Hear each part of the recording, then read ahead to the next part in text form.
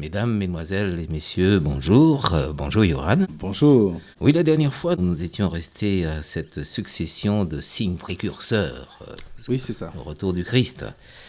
Et parmi ces signes, eh bien, nous avions signalé cette absence du moins de miséricorde et des signes d'ordre moral, d'ordre spirituel aussi, d'ordre politique aussi, mais voilà. Et aujourd'hui, nous aimerions continuer avec d'autres sortes de signes. Je crois que tu en avais quelques-uns à souligner, à mettre en évidence. Moi, je voudrais simplement souligner et mettre en évidence un signe qui est tout à fait spécifique à notre monde aujourd'hui par rapport à l'Antiquité. C'est celui que nous trouvons dans 2 Timothée chapitre 3. 2 Timothée chapitre 3.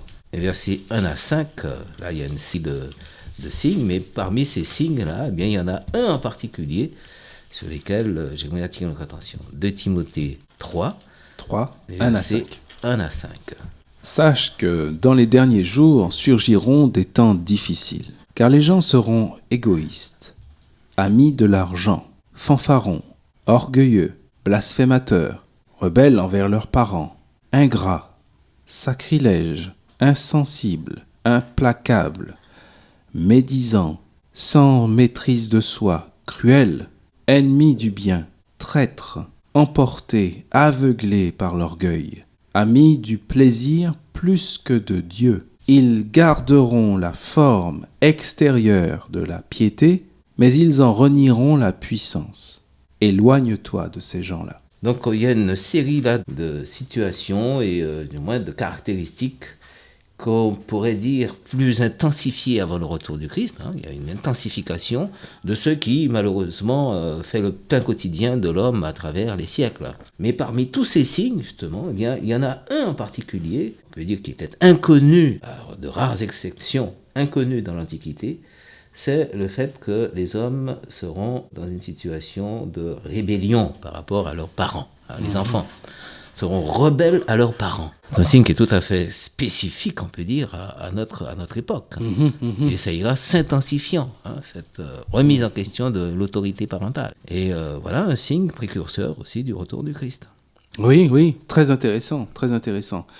Au milieu de toute cette description aussi qui est faite, et c'est vrai qu'on retrouve des choses, on reconnaît des choses aujourd'hui, par exemple, amis de l'argent, eh bien, on retrouve aussi un trait de notre époque axé sur le matérialisme, le capitalisme. Comme on l'avait signalé la dernière fois. Oui. Alors, il y a un autre passage intéressant dans l'évangile de Matthieu, cette fois plutôt sur le plan spirituel, où Jésus parle un petit peu de ce qui va se produire avant son retour. Matthieu chapitre 24, versets 4 à 14. Matthieu chapitre 24, est-ce que tu veux bien nous faire cette lecture ? Oui. Matthieu 24, versets 4 à 14.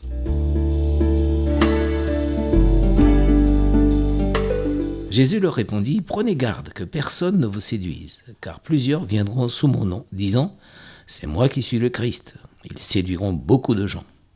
Vous entendrez parler de guerres et de bruits de guerre. Gardez-vous d'être troublés, car il faut que ces choses arrivent. Mais ce ne sera pas encore la fin.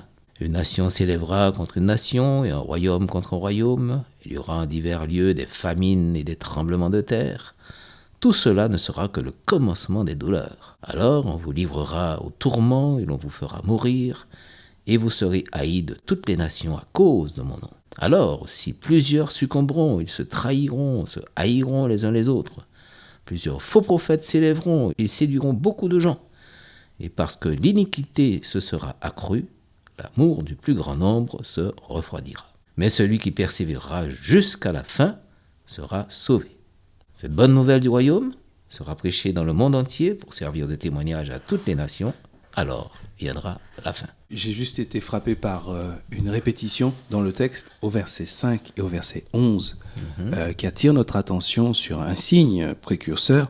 Verset 5, « Beaucoup en effet viendront en se servant de mon nom, en disant « C'est moi qui suis le Christ ».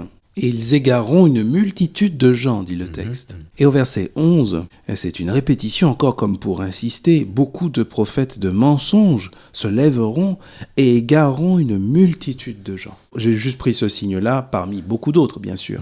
Simplement pour mettre en lumière ce signe, eh bien, c'est aussi un signe précurseur du retour du Christ cette usurpation ou cette tromperie, même sur le plan spirituel, une sorte d'imposture. Ah oui, absolument. Voilà. Et puis on peut aussi ajouter, d'ailleurs il y en a quelques-uns là qui ont été énumérés, des signes d'ordre cosmique, notamment le verset 7, où il est clairement dit, là au verset 7, qu'une nation s'élèvera contre une nation, royaume contre royaume, il y aura en divers lieux des famines, des tremblements de terre, donc des secousses sismiques de grande intensité.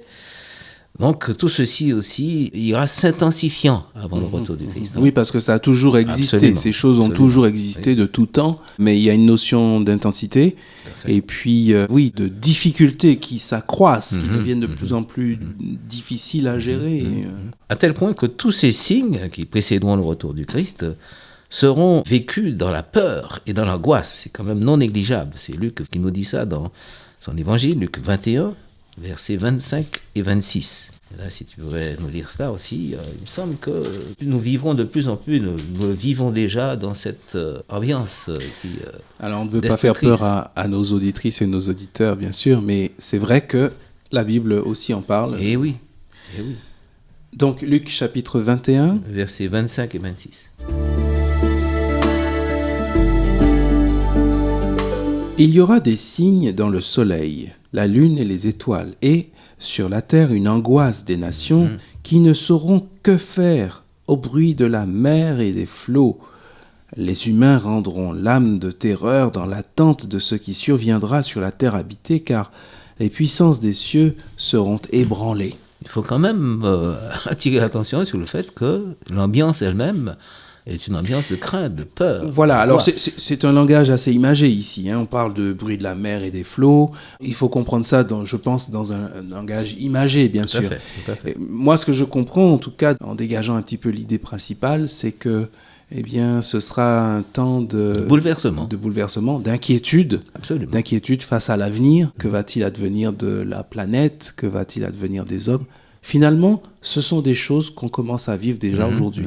Beaucoup de gens qui ne sont pas forcément croyants, commencent à se poser des questions par rapport à l'avenir, tout simplement. D'ailleurs, la mer et les flots, dans les Écritures, symbolisent justement ces bouleversements... dans les textes prophétiques, oui. Absolument.